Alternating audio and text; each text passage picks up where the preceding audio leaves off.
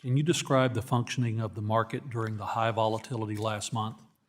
How were markets able to accommodate both high volume with low liquidity? So the answer is it did function. The market price moved in order to find where demand met what was met. So in a period, for example, overnight, if we look at April 7th in particular, where where Asian investors came in after hearing some news overnight, decided to sell Treasury securities. But at that point, remember, there is a very limited pool of liquidity during those hours, right? So part of some of the volatility was more from a timing issue.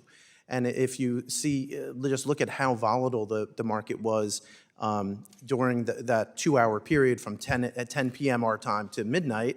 Once you got to 1 o'clock when Frankfurt opened and Paris opened and London opened, ultimately you had a bigger pool of liquidity and prices rebounded somewhat because you were able to find another pool of liquidity. The challenge we have looking at the Treasury market on a daily basis in a market that basically doesn't close is that you have to appreciate when those market moves occur, and is that really a clearing price during that moment, or is that the overall clearing price for the entire global market? And I think that we experienced that during those 3 or 4 days in April. Mr. Werfel. Thank you for the question. In April, what I think we saw was that there was uncertainty around trade policy, and that led into uncertainty about some fundamental factors that drive interest rates in the Treasury market, including the path of interest rates, the inflation, the growth of the Treasury market, and its supply. What we see in the Treasury market, it's the safest, most liquid market in the world.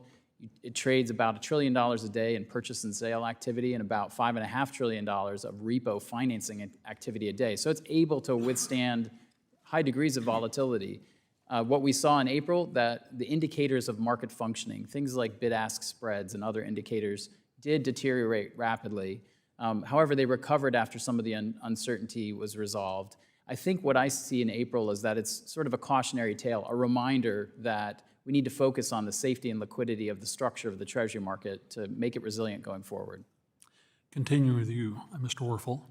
You've testified that the SEC's clearing rule could improve market liquidity and resilience. Can you talk about the importance of getting implementation right, not just done? We only realize the benefits of a rule like this if all the regulators are rowing in the same direction, wouldn't you say? That's an excellent question, and I would agree that the central clearing rule represents the most significant change to Treasury market structure in decades. We think it's important because it will reduce counterparty credit risk and financial stability risk, but getting it right is paramount. The extension of the timelines that the SEC announced recently have been helpful. I think the market will be able to use that additional time to implement the changes, the necessary operations and legal documents. We think fair and level playing field implementation of central clearing is important, and that's achievable, we think, in the timeframes given. Dr. Duffy, last week I spoke with Secretary Bessent on these issues, and he testified that recent auctions had weaker investor demand. He suggested capital requirements may be playing a role there. What are the regulatory constraints on market participants' balance sheets? And should regulators look at recalibrating the SLR and the ESLR to encourage intermediation in the Treasury market? Chairman Lucas, I agree with Secretary Bessent that capital plays a role. However, well-capitalized dealers are best positioned to bid aggressively in the auction. So capital constraints matter, but lowering capital altogether is not a good idea. The distortionary effects of the SLR, on the other hand, should be corrected. There's no reason to penalize, for example, Federal Reserve deposits because of any sort of risk or illiquidity. On the contrary, they're perfectly liquid. So improving the SLR, but making sure that banks remain very well capitalized should be the priority, both for Treasury market resilience and also for financial stability generally.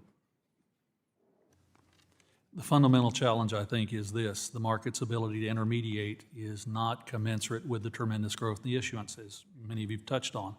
And we've got to come up with a way to address that intermediate capacity moving forward.